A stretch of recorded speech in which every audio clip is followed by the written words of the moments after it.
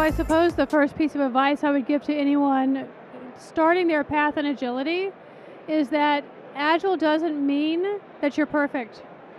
What Agile means is that you pay attention to the Agile Manifesto, you pay attention to the values underneath whatever framework you're working. For Scrum, it's courage, focus, respect, openness, and I'm forgetting the fifth one in the moment, but there are 5 of them, yeah? And so you pay attention to those values.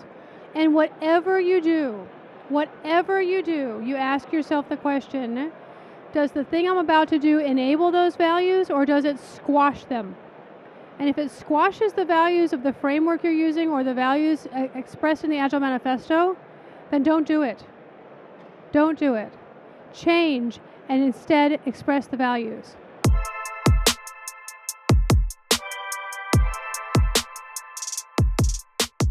You know, I am so amazingly excited about 10 Women Strong because we have plenty of women in Agile. When I go to conferences like this one in Spain, there are many, many women here. And yet, I notice that there are not the same number of women speaking at these conferences. And there are not the same number of women talking in meetings and organizations. So my vision for 10 Women Strong is to help Agile women emerge as the leaders they want to be. Leading the way they lead, not in the old way, in our new way that includes our femininity, includes our whole selves. And so we have the 2 programs, Women in Agile Shine, which is a totally virtual program, so women all over the world can participate in it. And then we have the Agile Women in Leadership program, that's 2 in-person retreats and virtual in between. So if you want to find out about this, go to 10womenstrong.net/agile. And I hope many women take advantage of this because it is our time to lead.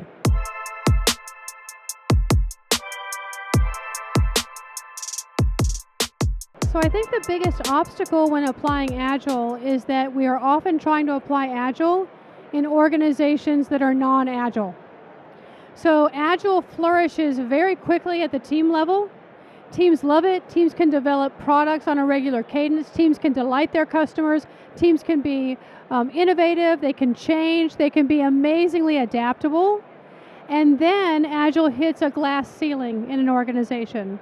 And that's where we realize that Agile isn't just for teams. Agile is for everyone in the organization and everyone up to the people sitting at the boardroom table at the top of the organization need to become Agile so we can harness Agile for what it was meant to do, which is help us metabolize change and create products that matter.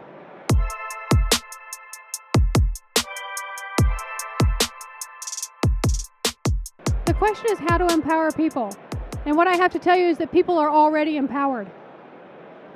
As soon as you give people enough space and just a tiny bit of structure and then let them create within that structure, you'll find out they already have plenty of power. Yeah?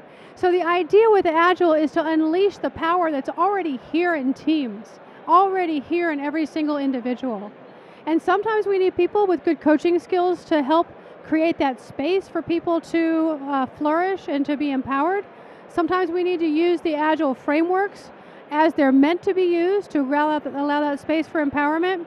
But mostly, I've got to tell you, people are already empowered. All we have to do is get out of their way.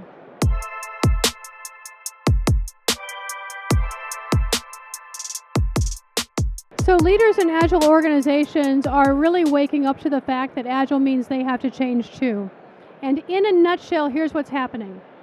Not just in Agile organizations, but in the world in total, we are moving from a problem-reacting style of leadership to an outcome-creating style of leadership. And this means that leaders will have to become more facilitative, they'll have to listen more, they'll have to be incredibly clear about their vision and be able to get people excited about the passion of that vision. And how do we help leaders do that? The question is, how do Agile coaches help leaders do that? Well, let me tell you, most Agile coaches won't be able to. Because here's the thing, you have to have a certain level of professional coaching skill and facilitation skill, and most importantly, the self-leadership inside of yourself to be able to stand in the storm with executives when they don't understand why they're in their own way. And if you come to them and you start saying everything about Agile and this framework and you try to train them on frameworks, you're not going to actually help them. So I would say we need a certain number of real enterprise Agile coaches who can go toe-to-toe with executive leaders using heart and backbone to help them see the change they need to make. And we can develop those enterprise Agile coaches.